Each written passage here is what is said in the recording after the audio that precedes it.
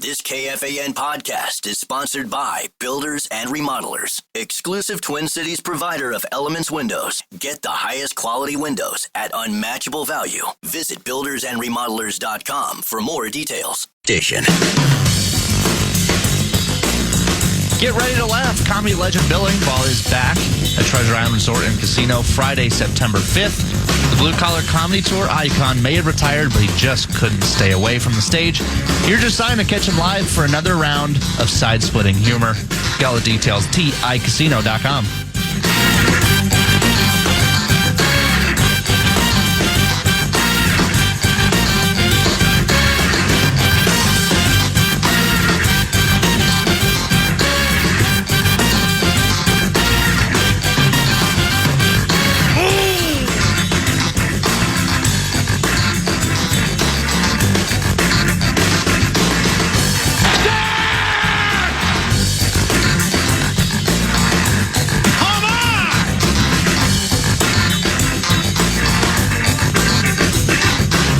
What up, 950? It's 9 to noon. It's Nordo in for PA.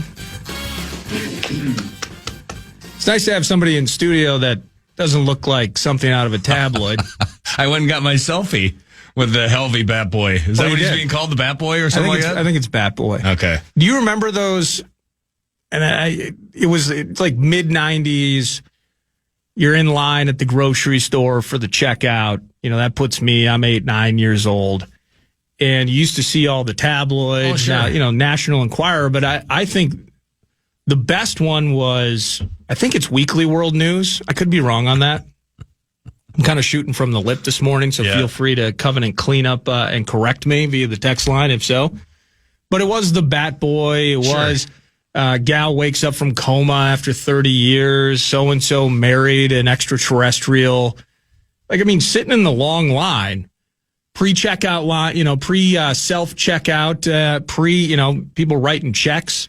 So I don't understand. Just, can somebody write the check, write it out except for the amount before or maybe even during the 90 items that run through? Again, this is 1990s problems. Yeah, I don't miss those days for sure. But I love the tabloids, and one of, I guess very much a sympathetic character is everyone wanted updates on Bat Boy. Yeah.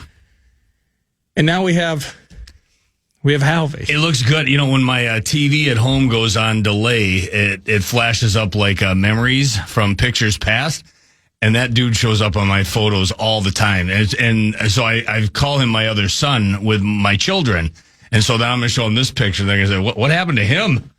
It'll be a fun game. Do you still have the folder? Because that was an ongoing thing for several years. I've really thought about deleting it. It's eating up a ton of memory. So I think that bit has pretty well died. Do you have thankfully more pictures of Zach Halverson on your phone than your own children? 100%. Yeah, there is no doubt. He's got his own folder, and it is bulging. The other ones are not as much. I think that's more of a mom thing. I have more pictures of Helvey than all my other three combined, for sure. Okay. It sounds like a problem. It's a huge problem that I hope to eradicate sometime soon. Okay, but not today, it sounds like. No, it's too much work. Thanksgiving, hook the phone up to the TV. Yeah. And it's just pictures of Halvey. It is. It comes up every day. I go, hey, there's my other son again. And then my kids will walk by and go, my God, him again? We look for local angles. It's Panthers win 2 cups in a row, and Wilder on the outside looking in. I know. But we try to find local angles, local love. Wasn't hard this time around, and I'm opening the show tomorrow with Russo. Awesome. And he's been covering the Stanley Cup Final. He's been down there. Yeah, America's blogger. Yeah, America. Of The Athletic, theathletic.com. But he's been catching up with Nate Schmidt. How cool is it? St. Cloud Cathedral, maybe? Yeah, and then former Gopher, of course. Yeah, and he's good player in the league. Nice career for him, certainly, and had some really good opportunities, specifically early on with Vegas. Yeah. But finding his way down there, and certainly a contributor. He was definitely not healthy scratch guy. I think he made almost all the dances this year for Florida. So he was healthy and he was active and doing his thing. But tough spot maybe to come in where it's established. You know what the goal is. and the opportunity for him to be part of that and then close the deal on it. It was super cool. I think right after Barkov took the cup and the whole obligatory, I mean, do you think Bettman, does it physically pain Gary Bettman to smile? Yeah, I know. It looks like, I mean, it just looks. He's only comfortable when people are booing him, it feels like. I thought that was a cool. I mean, first of all, Schmidt got the cup and he was the second one to touch it. Nate Schmidt is a great player. There's no doubt about it. And what he did at the University of Minnesota has carried over into his NHL career. But he found the fountain of youth there in that series and in the entire playoff run. He was fantastic, and especially against the Oilers in this series, I thought he was fantastic. You go through in your mind, I mean, we were sitting on our couch, and I assumed Marchand would be the next guy to get the cup after Barkov. You knew Barkov was going to take it as the captain from Bettman, but I assumed it. But then when Schmidt got it, I thought, wow, that is really cool. And then when Vanacek got it, the backup goaltender who played nil in this entire playoff series, right, and let alone the Stanley Cup, then you knew that the trend was going to be the first time guys are getting it first. And then Marchand and the other guys, Kachuk, I think was one of the last guys to get it. I thought that was pretty neat. Totally choreographed. I can't believe that they had this worked out in advance, but someone decided that all the first year guys, first time winners were going to get it first. And to see Nate Schmidt get it with his, patented smile, just the best personality in all of sports. He's just a fantastic dude. And to see him get that and be able to raise it over his head first, right after Barkov, I thought was super cool, and I couldn't be happier for him.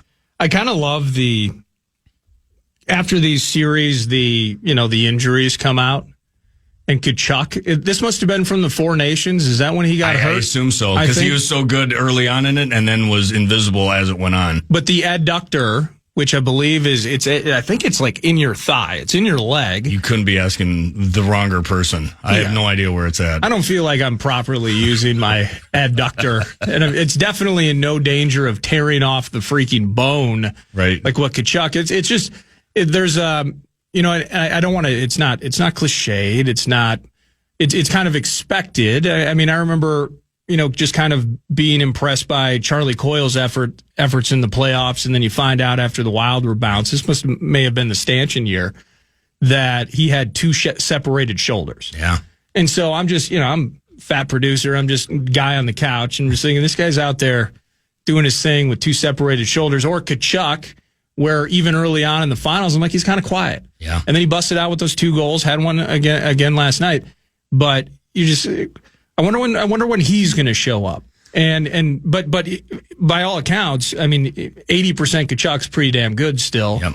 But his ability to go out there and you hear about, I mean, you just picture in the way that we would talk about NFL players, like Kirk Cousins taking all these sacks and, you got to put them back together again. And the amount of training, the amount of off-field work that goes into him being good on Sundays, a lot of that goes into some of these guys. Reinhart, with his 4 goals last night, he had a sprained MCL. Yeah. And then kind of the list goes on. The warriors that these guys are, it's impressive they're able to, again, get themselves in shape to play these games. And just Florida kind of ran through the Oil. I mean, I know it went to 6, but they kind of just ran through them. Well, first and foremost, I mean, that's why the Stanley Cup is so incredible to win it. And other sports, it's a grind and all that, but to have to win 16 games and go through 4 series after playing a full 82 game season, I mean, it is a grind. And for a guy like Kachuk, who was probably banged up after the 4 and 8, not even probably, you read about these things that he's going through. Well, he was out for a bit there when they returned, of right? course, yeah. And he missed a good chunk of the second half of the season coming out of that 4 Nations, and there's no way he was healthy coming into the playoffs. And, he was sporadic at best, but that's the way you're built in hockey. You don't, if you can get it on the ice, you're going to play. And the stuff that these guys play through, you hear about it every year, and it's borderline gross. But that's what's so impressive about winning a Stanley Cup. And, let's be honest. I mean, the right team won the entire playoffs. It was the best team coming in, the defending Cup champs. And I know that Edmonton has 2 of the best 3 players on earth on that team and at times on the same line. But Florida was just better, top to bottom. And the ugliness of the Oilers showed through in the worst possible way. Their goaltending is subpar. I don't care. Their defense is subpar. They've got some good offensive weapons on the blue line. Bouchard's a great example, but he also makes some really dumb mistakes at times. I love Matthias Ekholm. He was awful last night. He was awful last night, and I think for the most part, I'm not in love with his game. He does have some offensive firepower, and you love to have that on your back end. But he wasn't great in this series. He wasn't great last night. Matthias Ekholm, who I think is a really good player, I would take him in a second. He wasn't great last night. Nobody was great, but that's their defensive blue line. That's been the Achilles heel of that team for so many years. Their goaltending and their defensive core, and it showed through against Florida. Florida was just better top to bottom. Let me ask you this. Okay. Who's ripping me now? Is it... Well, Brett rips you all the time. I know, usually on air. I hear it most times, too, by the way. I mean, You're always listening. I am. Whether he's trying to get the coach fired or he's trying to drown huge opinions. No, he's got some big takes on you. I'll tell you that. Sure but that's for another time. Okay. Is it okay? Is it okay for me to kind of feel bad for Corey Perry? He's a hell of a player, dude. So Corey Perry wins the cup. It's the Ducks in 07. Sure. 07, 08, somewhere in that time. And I remember it was an aging Timo Solani holding the cup up, the whole thing. And Corey Perry's like 21, 22 years old. So now it's been, you can do the math, about a decade and a half. Yeah. A little bit longer, in fact. Longtime Anaheim career. It's Perry and Getzlaf, and the Wild had some good battles with them. Good player. 2020. So 2020, was that the abbreviated finish up in Vancouver because of... Edmonton, wasn't it? Wasn't the bubble in Edmonton and the Wild played Vancouver? Perfect. Yeah. So he loses in the final with Dallas that year, and this has started an awful tradition for him. So 2020, he loses in the final with Dallas. That's his first year out of Anaheim. Then the next year, he's like, I'm going to go to Montreal. Well, Montreal, holy cats, Canadiens. Could this be the first time since they did it in 1993? He loses in the final. Then he goes to Tampa, and he loses in the final. Yeah. And then a couple of years in Tampa, he goes to Chicago to start the 2024. Things aren't great for him there. Ends up moving to Edmonton towards the end of 2024. They go to the final last year, they lose. They go to the final this year and lose. Corey Perry, aging veteran star turned gun for hire, has gone to the final 5 of the last 6 years, and he is 0 of 5. Yeah. That is brutal. Yeah, that's tough to swallow for sure if you're him. He had a pretty good run in Edmonton and mostly playing on that top line, especially throughout these playoffs. He's a tough guy to root for, but he's the epitome of the guy that you'd love to have on your team. For the Wild, in my opinion, that's Ryan Hartman. You love to have him on your team, but you hate to go up against him. He's, a douchebag to the opponents. Back in my years of covering the Colorado Avalanche back in the late 90s, that was Claude Lemieux. Claude Lemieux was that type of douchebag, but was a high performer when the lights were the brightest. That's Corey Perry, man, and you don't like to play against him, but you love to have him in front of that blue paint, creating havoc, getting under the opponent's skin, drawing the ire of the opponent, and creating space for a guy like Connor McDavid. Didn't work out so well, unfortunately, for him in this final series.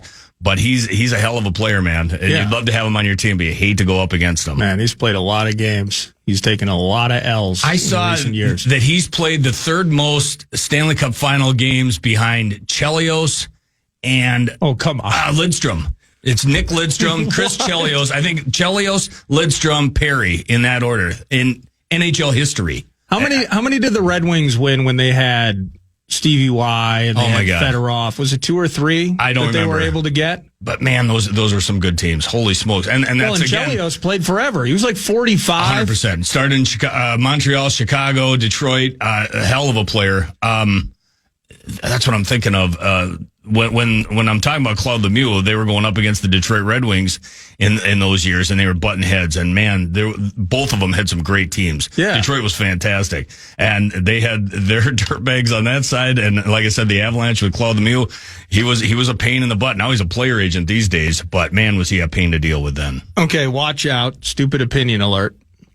You mentioned Ryan Hartman. Is he our version, and maybe it's a lesser version, of a Sam Bennett? So Sam Bennett wins the Conn Smythe. He's a 50-point guy. I think that he had his best production, his most productive season this year. Ultimately, then he gets 15 goals, and he's the Conn Smythe winner of the postseason last night. Congratulations to him. But the reason I bring it up, and again, it's different levels. Yeah. Wild have not found their way to where the Panthers are now. But this is a guy that takes a weird suspension in the season, that does draw the ire, that is frustrating, that we're a few years removed from it now. At one point, what he 30 plus, 32, 34 goals, something like that. Yeah, playing with Kaprizov and Zuccarello. Yeah, and it was the same year, I think, Moose, that Foligno had his big goal burst. Yeah. And we're thinking this is what this is supposed to be for years to come, and it hasn't really materialized. Moments of greatness, moments of frustration. But I also feel, and again, it's lesser because we're not seeing him in a Western Conference final. I feel like Hartman's been among the Wild's most consistently productive and working players in the playoffs for the Wild during his time here. Yeah, I think coming out of that most recent suspension, I think he had a come to Jesus moment with Bill Guerin and maybe even John Hines. And I think from that point forward, he told the line. He's a guy that loves to go to the line, but the problem is a lot of the time he was stepping over the line, and it's going to cost him, it's going to cost the team, and it costs them wins, it costs them opportunities. I think he's a very talented player. I don't know if I would put him on the level of Sam Bennett, but maybe just a step under. I think he's a very good player. But it doesn't do you any good when you're sitting in the penalty box or if you're suspended. I think whatever the conversation was between him and Bill Guerin last year coming out of that suspension, he played very well. And could he be that type of player if he minds his P's and Q's? I think he can. I think he's a talented player. And I know that he draws the ire of some even Wild fans, and I know he draws the ire of the opposition. But I enjoy watching Ryan Hartman when he plays to that level. I want him to straddle the line. Don't walk over the line. Don't be that guy. Don't be the Brad Marchand of old that was licking guys' faces. But go to that line and push the envelope a little bit. He is a talented guy. I don't know that I'm ready to put him on the level of a Sam Bennett, but maybe he can get there. Well, it's not necessarily, again, it's a very, I'm not putting him on that level. I'm just trying to think kind of anatomy of a champion. This is cup envy. This is me being a rube, saying, how does my team do stuff that team does, et cetera. And a lot of work, in the coming weeks for our favorite team. That's the thing about them. They're deep. They've got everything. They've got the flashy. They've got a Barkov. A Barkov, he's not the flashiest of players, but he's an A-plus version of Jules Eriksson Ek or an A-plus version of Mikko Koivu, who can play that 200-plus foot game. He's got incredible hands. He can set you up. He can score some goals as well, and he's the ultimate leader. And then you go right down from there. They've got the flashy goal scorers. They've got a great blue line, and they've got a goaltender who's battle tested in Sergei Bobrovsky. Yeah. You don't create that overnight, for sure. So they've got their work cut out for them. But I'll tell you this much. Look at any team in the Western Conference. They've all got flaws. Edmonton's a great example. They've got two of the three best players on earth. And I'll put Nathan McKinnon in that conversation. But when you talk about Leon Draisaitl, when you talk about Connor McDavid, two of the three best players on earth, and they still can't get it done. They're getting to the Stanley Cup final, but they haven't crossed that great threshold yet. And that's because they've got flaws. Yeah, I'm wondering. Well, and again, it's, for me, it's, I watch a player who is a contributor. You love having him on your team, but then you see that person in the postseason, and we're all rooting for more run out of our guys to be able to see that. But who emerges in the moments? And for Florida, it is a Sam Bennett. And so, anatomy of a champion, finding those guys that take that extra step. I think there's a perception, and even I've fallen into it at times that, Kaprizov is he a guy that can meet the moment? I actually think he can. My God. I think so too. Exactly. When I'm talking about three of the best players on earth, he's not far out of that conversation. He's definitely in the top 10. But you dig into his production, you're like, oh, by the way, when he's on the ice, maybe we could just win some and give him some more playoff games. Yeah. And the cat can fly, right? Like, so meeting the moment and the depth you hit on it is really that story. And so impressive to the Panthers and the juggernaut and the depth that they have. But specifically, and I was listening to the broadcast, they were talking a little bit about specifically having Forsling on the ice when you were looking at Draisaitl and McDavid's lines and what they were able to do. But impressive work. Again, 2 out of the best 3, they're going to get their chance. They're going to start double shifting, and they're going to, and frankly, at times they just look gassed.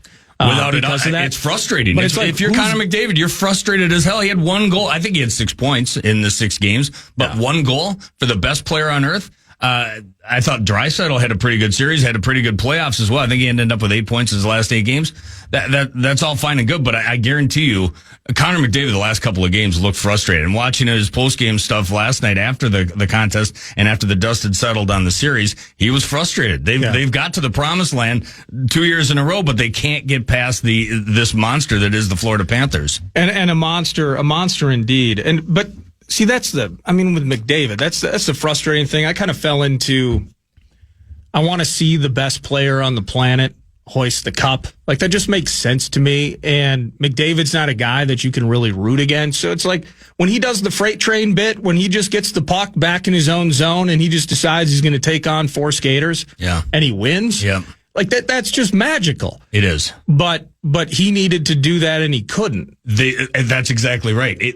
When he's at his best, he gets that full head of steam and he undresses 4 or 5 guys, but they wouldn't let him get any type of motivation, any type of power going forward. No, they wouldn't give him any space. Well, and just the technical, like the fundamental stuff. I got weak ankles, okay? I'm not out there skating and, my kids should not learn how to skate from me. Yeah. But the poke checks and the body positioning and then, him trying to body his way into a turn to get in front of Bobrovsky, but you're just throwing enough of a hip to push and eliminate. We're talking inches of space, knocking him off the puck. It was honestly tactical genius. Yeah, it was from a clinic. The Florida Panthers. Paul Maurice, I think, is a fantastic coach. I hated going up against him when he was coaching the Winnipeg Jets because he's a pain as well, even though he's behind the bench.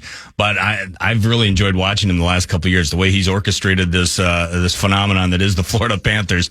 And to think that 4 of the last 6 Stanley Cup champs have come out of the state of Florida is just borderline ridiculous. Yeah, it is 4 of the last 6. Yeah. Vegas, and then who else outside of there? St. Louis in 2019. Then you had 2 by Tampa, Vegas, and who are we missing? I feel dumb. Is it the Lanch?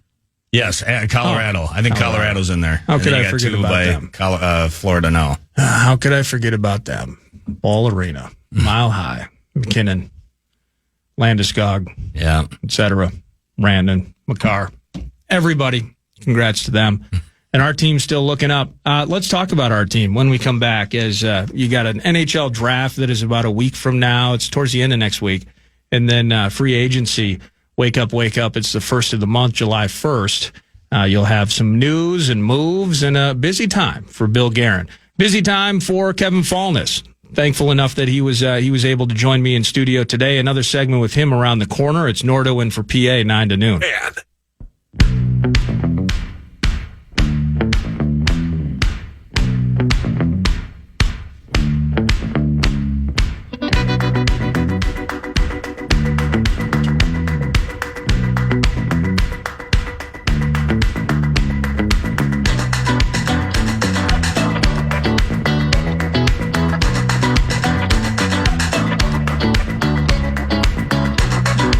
Kevin Falness, I need your top 10 prospects in the upcoming NHL draft. Yeah. Go. Nope. Oh, okay. I'm not that guy. Oh, you don't? Nope. We have Tony Scott from Youth Hockey Hub that would come on to tell us that during Beyond the Pond, because he follows that with laser sharp focus. I, on the other hand, do not. I do follow youth hockey, but only the ones that involve my children. All right, fair enough. Tony does high school stuff too, right? Everything. Yeah. I'm not kidding. He does everything. We have him on, and it's amazing. Pat and I look at each other with our mouths agape when he talks about the paths that he's following across the state of hockey on any given weekend. Didn't he any given day. Didn't he recite one of your kids' games? Like, yeah, your Squirts team. Yeah. Really... I'm just telling you, he's maniacal in the best way possible. That's why we love having him on. This was the first year we had him on every week, and well, that's a staple to Beyond the Pond going forward. We'll jump to the Wild, but it does feature Wild general manager Bill Guerin and the Olympics in 2026. How closely are you following that? Well, I mean, it feels like it's a long ways away. For sure, I'm excited for it. I mean, the great appetizer for that was the Four Nations tournament, which was fantastic. Unfortunately, the Americans came up short, but that was only 4 teams. That was only 4 countries. Now you get everyone. Unfortunately, the Russia thing, I get it why they can't be involved. It's too bad. From a global standpoint, I get it. From a personal, selfish standpoint, man, it'd be great to see Alex Ovechkin again, Sergei Bobrovsky, get Kirill Kaprizov a crack at Evgeny Malkin. I mean, the Russians have some fantastic players that, unfortunately, because of things that are bigger than hockey, they're not going to be involved. But still, the Olympics are going to be great. It's going to make for an incredible season. Some of these guys are going to play a ton of hockey, but there's nothing like representing your country. How long has it taken? How long has this been a conversation about getting NHL guys back in the Olympic mix? Because you're right. The appetizer was the Four Nations Cup, and we all loved it. And then there was the post-tourney conversation of, man, if you're Paul Maurice and you see Matthew Tkachuk leaving the game and not being able to participate the way he was, how that impacts teams. A lot of NHL owners are going, they want to hold their assets close to the chest, right? But ultimately, in the end, they get over the hump on something, and allowing these guys back into the mix is going to be awesome. I totally get it. If I'm an owner, if I'm a general manager, if I'm a coach, I'm hell-bent. I'm not in favor of this in any way, shape, or form. It does nothing but roll the dice on potential catastrophic injury for your playoff hopes. But at the same time, the players want it. They love it. And there's nothing like representing your country. It's one thing to do it on the NHL stage, but to put on the Team USA uniform or Sweden, Finland, you tell me, I mean, how proud these guys are. Back in the day, I remember Sergei Zoltak and how much he loved watching Latvia hockey. And at that time, it wasn't easy to find because not everything was at the click of a button like it is now. But he would sit there and watch them in the Olympics and just love everything about international hockey on that stage. And that's the way these guys are right now. And it means a hell of a lot to them. And I'm glad it's back. I know, again, you're rolling the dice and something could go really wrong with your season. But from a selfish standpoint, it's phenomenal hockey, and I can't wait to see it again. We're waiting for Guerin to say the right names? There's going to be a few members of the Wild that are representing not just the United States, but other countries as well, right? Yeah, no doubt. I mean, we already saw them dot the page there in the Four Nations, and I would assume that the same guys would be possible for Sweden. I can't imagine a Jules Eriksson, a Jonas Brodin, a Philip Gustafsson. I'd have to imagine that they're going to be representing the Swedes. Same thing with the Americans. Matt Boldy and Brock Faber have to be on that list. And especially if Bill Guerin's the guy that's pushing the buttons and he's the guy that's populating those rosters, I have to imagine they're at the top of the list. And for good reason. I mean, Brock Faber is a fantastic hockey player. Matt Boldy had another incredible year. Those guys are going to be at the top of the list, no doubt about it. And when we see those lists in full, I think you'll see that, but it feels like that's so long away. It does. It feels like an eternity, but ultimately, winter 2026 is not too far. Yeah, it's going to be great. Double duty for Bill Guerin, handling Olympic-related bits. Oh, and he's the general manager of the Minnesota Wild. Busy couple of weeks, starting with the draft next weekend into free agency. How do you watch it? Because again, it's Cup envy, just watching the Nate Schmidts and the Tkachuks and everybody doing their laps with the Cup and Marchand. Terrific trade. You get him in the mix and everything just works down there. And it appears, given a cap standpoint, it could continue to work in Florida for a number of years. Yeah. But you want your favorite team to get better.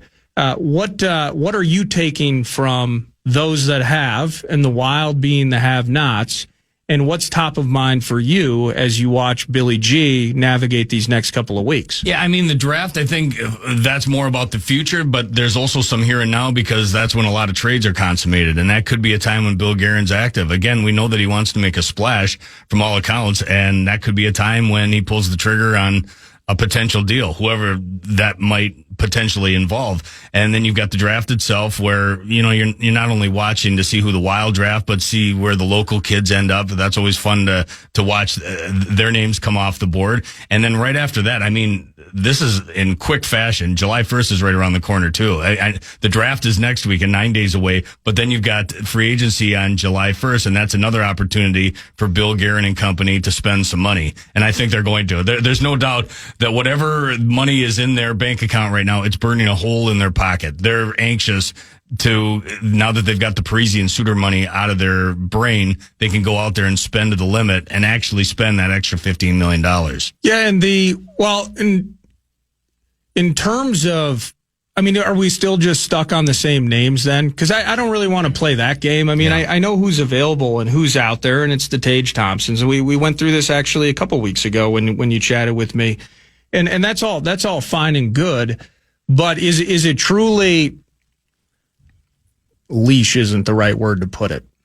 I wonder what the amount of pressure is to jump out of the gates and make said splash, given that this handcuffing situation financially, I don't want to say that it's been a crutch, but in some ways, when you have conversations about this team and what's happening or maybe what can't happen, we always get around to the buyouts. We always come around to that. That, by the way, is a decision that the general manager made. Sure. So is there pressure that there's an immediate market move, a big jump, given that now that handcuff has been loosened? Because for me, in the end, I want this team to get better. It needs to get better, and that's where we're looking specifically at personnel. But in the same sense, I don't want to immediately jump back into bed with some crazy 8-80 deal that we're going to be frustrated with and lamenting 6 years from now. You know what I mean? That's the balancing act. And I think that's the pressure that's going to fall on the shoulders of Bill Guerin. He wants to make a splash. I don't know this. I mean, I assume he wants to make a splash. He wants to better his roster, and he wants to do it immediately. But you also don't want to get sucked into a contract that's going to kill you for another decade. You got to make the right move. And that's why the pressure's on him. I think there is pressure to do something, but hopefully it's not the wrong thing, because you don't want that albatross around your neck again. You've got to make the right move to solidify this roster immediately if possible, because I think they're in a good spot right now. They've got solid goaltending. Philip Gustafsson proved that he can be a solid goaltender for this team. I think their defensive core is just about as good as anyone in the National Hockey League, and it's only going to get better. And then you look at the bright spots up front, especially with the Kirill Kaprizov.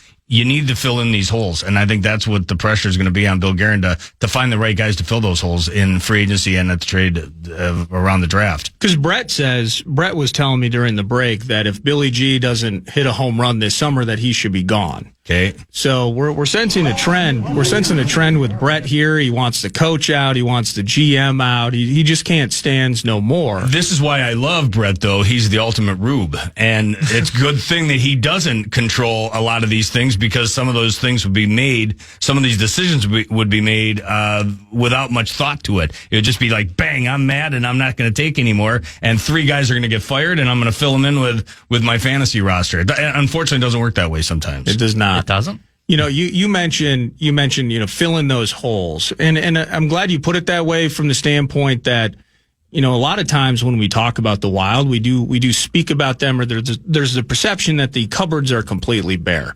It's Kaprizov, and then you might as well just take the names off the rest of the sweaters, because it's just a bunch of who knows who's.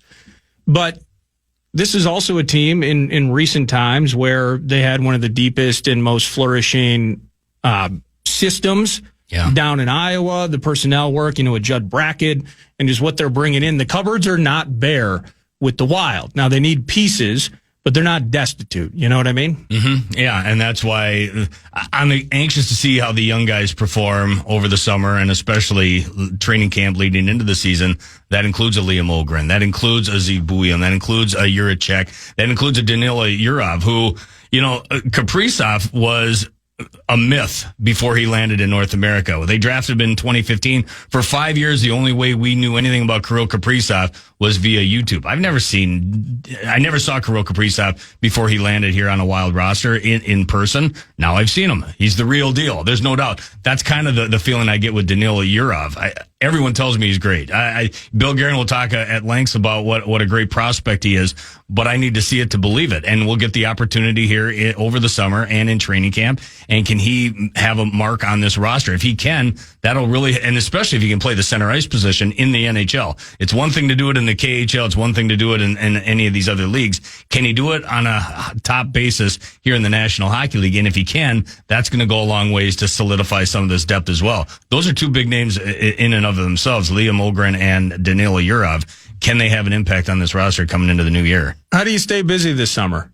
My kids, dude. Are you gonna have any work that's Wild related during this time? Hey, listen, the Minnesota Wild Radio Network doesn't just happen. I'm piecing things together. We're getting ready for a new year. Okay. There's lots of, but I will say this: my wife works full time, so my schedule's a little bit more relaxed in the summertime. So I get an opportunity to do a lot of that daddy stuff. Lucky. I had to drive one kid to the park program today on my way here, and we love it. It's a lot of fun. I miss out on some stuff during the season, so I make up for it in the off season. Have you grilled anything cool?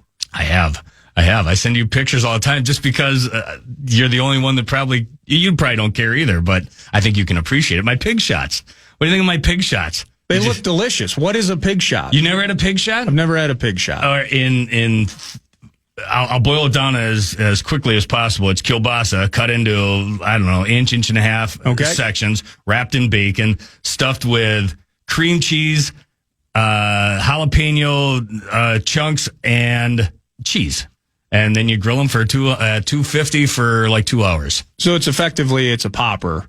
It's a pig shot, yeah. It's a shot glass, but full of stuff to keep me fat. Well, you had... Yes, PA appreciates it. You had me a kielbasa. Yeah, it's good stuff. I'm gonna need that recipe. I just gave it to you. Podcast it. Keep sending me those photos when you make good food. Okay. Stop sending me photos of Zach Halverson. Done. Just delete the. Can you delete the folder while we're here? See, I don't know that I want to go that far. It's bad luck to delete pictures, but I need to figure out a way to put it somewhere so I don't have to look at them every day. It's enough. This is an obsession. No, it used to be, and it was more meat sauce's obsession that I was that I took the shrapnel on. But you won't delete the photos in front of me. You've admitted you have more photos. I do. It's so bad. Do we need an intervention? A Power Trip producer than you have of your own children. And an engineer for the Minnesota Wild Radio Network. He is an engineer for the Minnesota Wild Radio Network. He is. So it's... Delete the photos. Yeah, I think I need to. But you're not going to right now. Not right now. Not while I'm sitting here. I'm busy. I got things to do. I got to go pick up my kid. Are you going to be around trade week at all? I assume so. Okay, I don't know. You go on. Are you filling in again? You go on RV trips. We're driving to California again. It's just the dumbest decision ever. 5 of us stuffed into my car. A Chevy Tahoe. It sounds horrible. Adventurous. It is. We make memories, but man, it's... Stress level high? We've done it before when they were in car seats, and it's real tough because you're taking playpens, you're taking high chairs. Now, at least everyone has their phone and their iPad, and we can get by thanks to the use of internet. Just pacify them with devices. Yes. Okay. We use screens to get through the 36-hour journey, for sure. At Radio Falness via X, thanks for hanging out with me, brother. And we will catch up probably in a couple of weeks. Vocal maintenance days in tow. Big trade day, of course, July 1st. And we'll tell our free agency day, I should say, rather. And we'll jump into all that. Thanks as always, brother. Anytime you need me, I'm only a phone call away. See you, Nordo. Bye, right. Brett. Pig shots and Halvey shots. That's Kevin Falness's phone. Thank you to Kevin Falness. We're going to change gears, hit some news and some more local-related bits around the corner at 11 o'clock. Johnny Athletic, John Krasinski joins me. A Durant dilemma, some Wolves-related talkers, as a couple busy weeks ahead for Tim Connolly and the Howl as well. That's what we're rolling on a Wednesday here. It's 9 to noon on the Fan.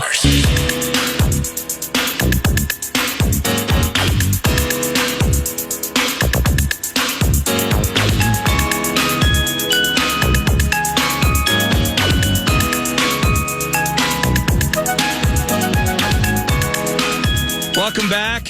News du Nord. It's Nordo in for PA. Some vocal maintenance days for the 9 to noon host.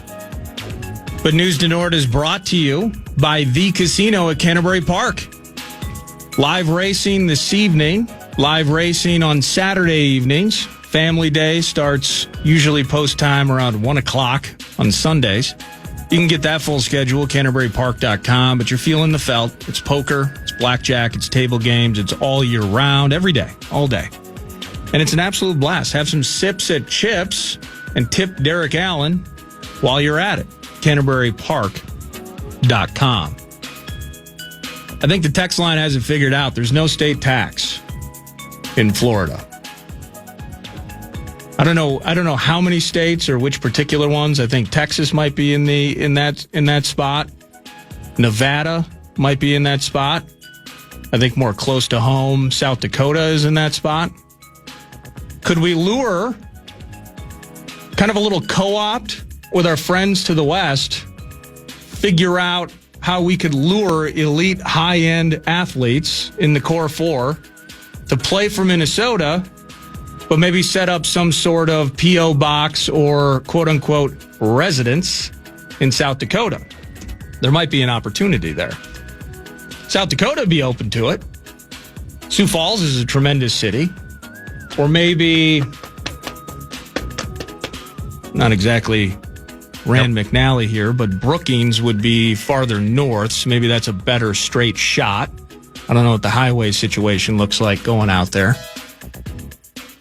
If that's really the issue and that's the hurdle, I feel like we could make a deal with our neighbors to the west. And whether it's high-end hockey player, the Sam Bennett of the world, or it's Kevin Durant, he doesn't want to come here, welcome to Brookings. You'll save 10%. Maybe there's a transportation-related allowance of some sort.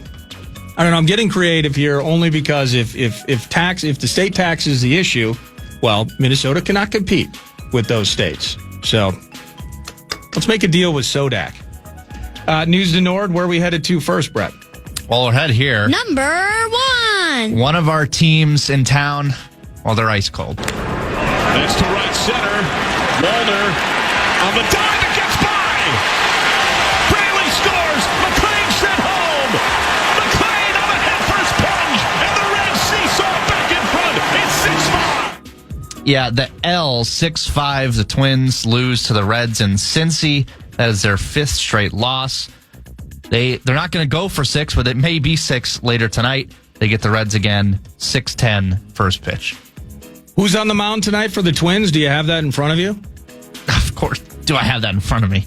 Of course I do. It's right here. Obviously. And it's Bailey Ober. Bailey Ober. Yeah. Of course I knew that. Well, yeah, and Ober, I mean, part of the injury story. So, I don't know why this came to mind, but Fest on the mound last night, great through 3, then it unravels. Festering. So festering, what does that word mean? Forming pus. It is septic. A festering abscess, that was an example given. Yuck. If it's related to food or waste, it's rotten and offensive to the senses. An example would be piles of festering garbage. Lastly, let's see here. Of a negative feeling or a problem, festering. Becoming worse or more intense, especially through long-term neglect or indifference. They had ignored festering social problems.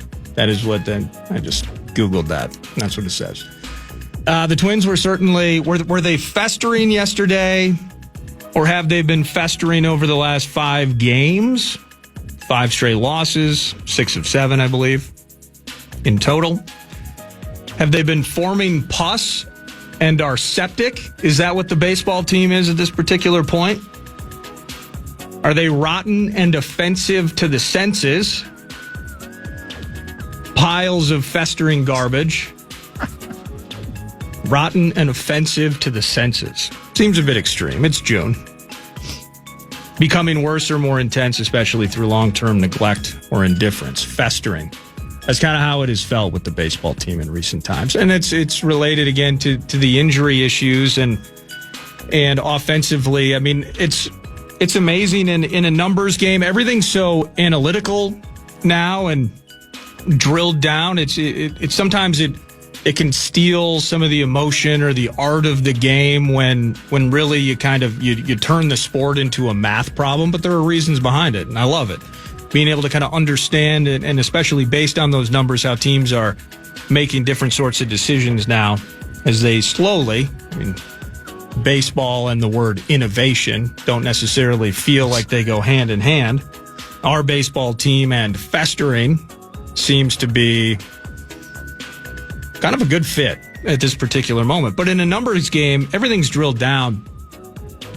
You get the one run, and then Festo becomes festering in the fourth. We know that. But then you jump out with 4 in the sixth. And I think it was Larnach in the mix, Bader with a homer, and you take that 5-4 lead, and you're just starting to maybe catch your breath.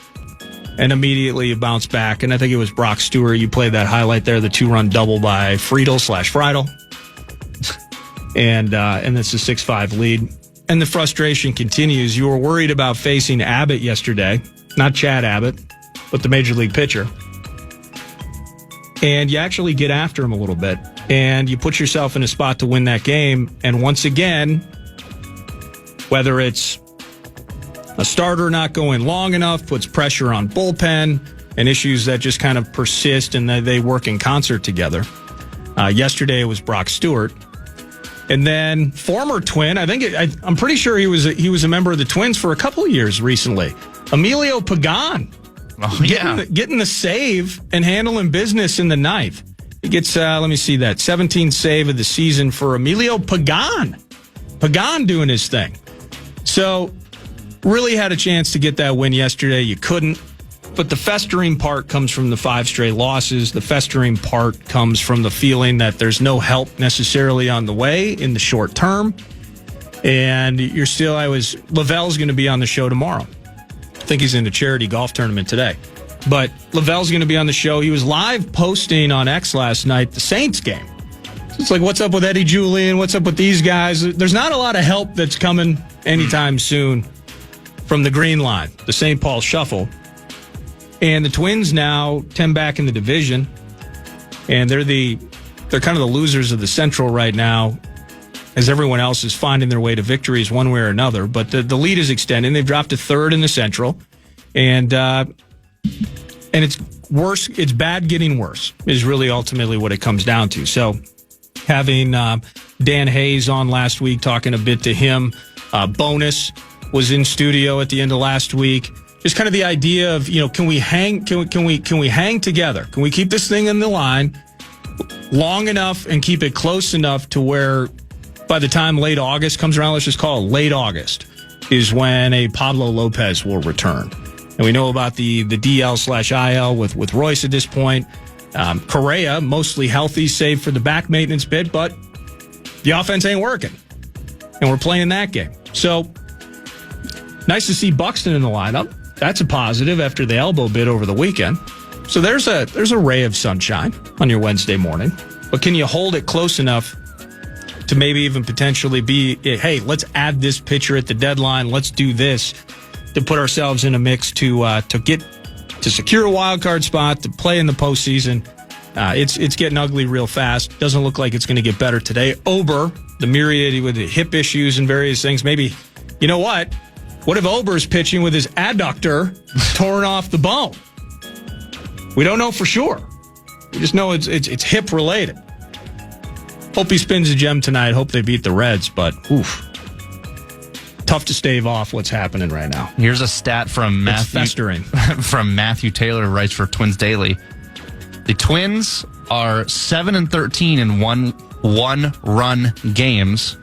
The Rockies are 7-12 in one-run games. It's hard to say. So that's where we're at. We're being compared to the Rockies right now. Yeah.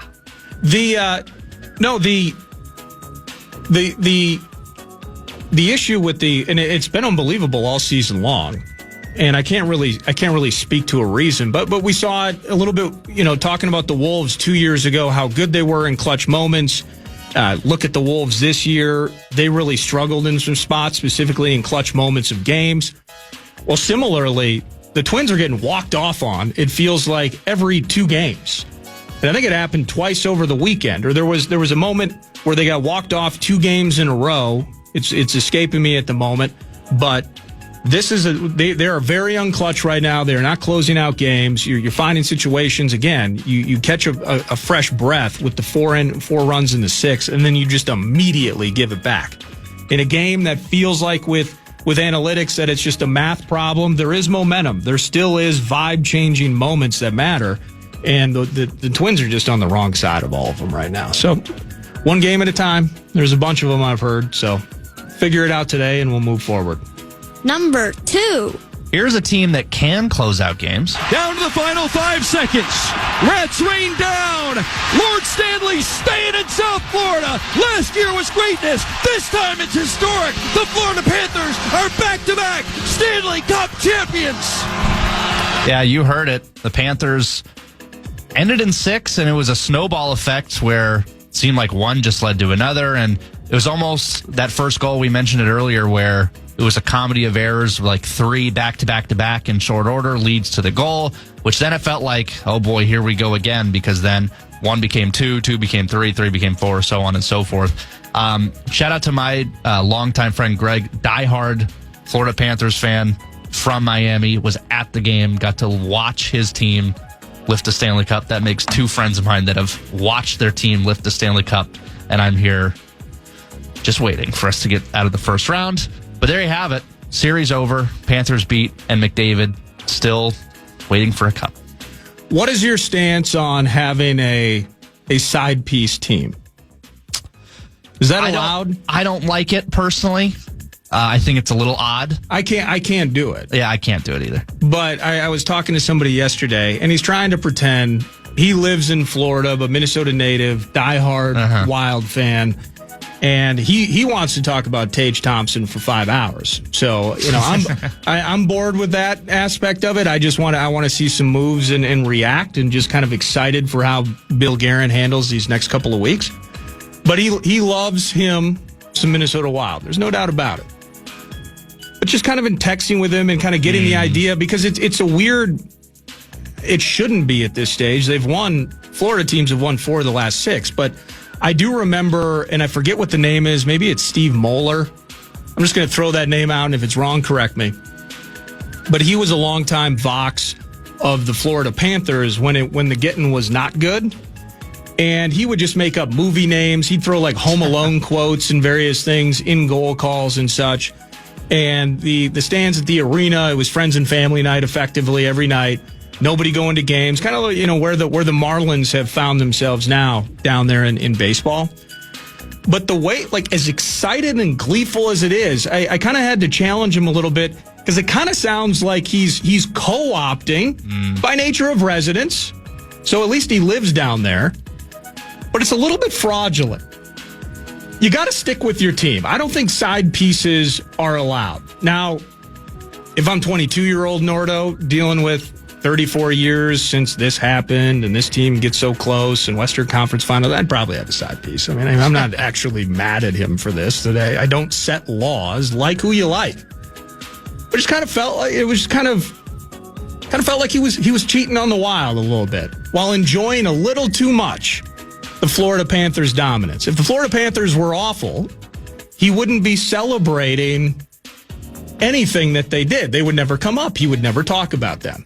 And it's South Beach, and you got beaches, you have fun, you have nightlife, you got all kinds of things. You got Art Deco, you got the Clevelander if you're Charge.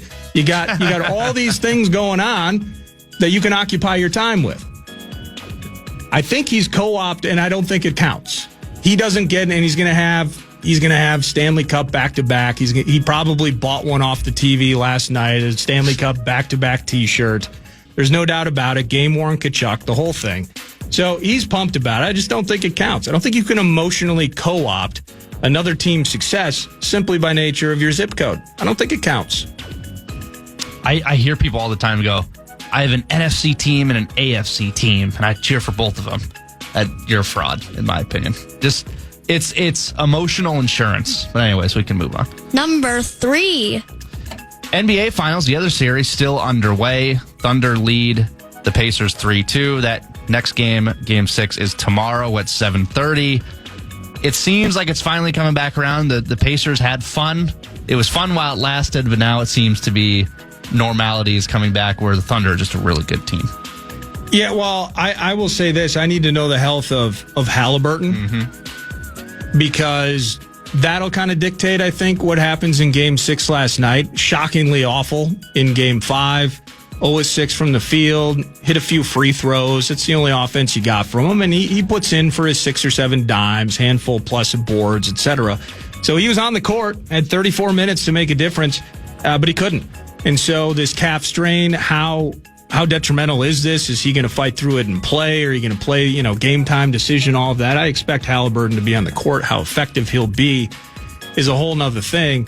I've spent this whole series. I was talking to you about it like this was just an easy decision. Wolves get eliminated. It's probably going to be a very short series. It's probably going to be Thunder in 5. And you're going to see every single game, you're going to see the Thunder with a 7 or an 8-point lead.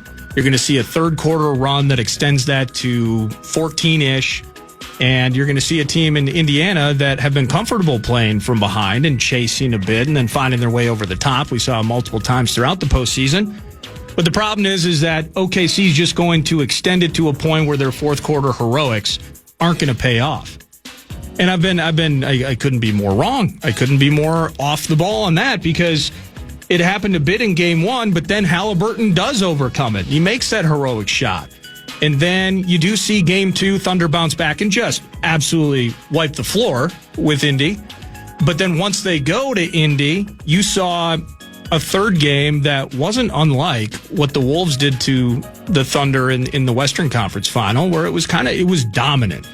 And it was dominant from a bench production standpoint. Mathurin had a great game. Obi Toppin doing his thing as he has for most of the series. TJ McConnell, PA and I were kind of lauding him yesterday and how pivotal he's been to this thing, specifically if you're not going to get out of Halliburton what you need. But Halliburton showed up in Game 3 after having 2 dreadful performances the first 2. So really there's only been 2 games that looked like I thought they might. That was Game 1, but Halliburton gets over the hump. And then most recently where every single time Indy would they'd cut the lead to 6, they'd cut it to 7. Siakam can't be stopped. MVP of that team for sure.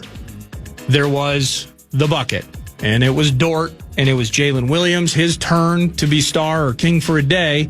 He puts up 40 on them, and they just kept re-extending it, pushing it back to 10, back to 12, and they ran out of gas, they ran out of time, and when you're not getting the bench production that you had in a couple other games, combined with the fact that your supposed star is a no-show. I mean, that's really what it is. As good as Halliburton, and there probably will be fan-related bitterness if it was our favorite team and we were in the finals, and Ant had won games for us in the playoffs, and then in Game 5 of the NBA Finals, a chance to go up 3-2. You're on the road, raucous environment, all of that considered. And Ant goes 0 of 6 and shoots 4 free throws the entire game. There'd be some bitterness there. And your question is, how bad is that calf? How much is he milking it, right? But Halliburton's been terrific for them. Without him, they're not where they are right now. But that's tough. That's the worst possible situation for them to be in with his calf. And he has to be, I think, available, has to be productive. And it'll have to be another magical night from Siakam. I think he can deliver. But it will be Mathurin or Mathurin. Mathurin or Mathurin. Thank you, Max, for the correction. Covenant cleanup text line. Mathurin will go with until said otherwise.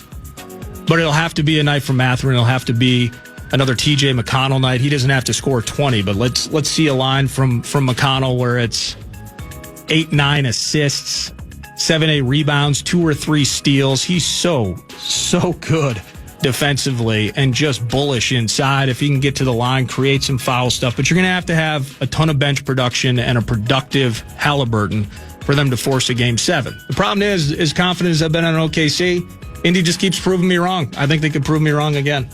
Got time for one more? Let's pause and maybe we can continue some things around the corner. But I do actually want to transition, and we'll talk a bit of the finals with Johnny K as well. He follows not only the Howl but the NBA at large, writes for The Athletic. But I do want to dig in with Johnny K next segment, the Durant dilemma, and a busy couple of weeks ahead for Tim Connolly, and just kind of focus that on our team as we enjoy an NBA Finals series with Game 6 happening tomorrow night. News to Nord brought to you by The Casino at Canterbury Park, CanterburyPark.com. Final hour ahead starts with Johnny Athletic, John Krasinski. Next, right here on The Fan.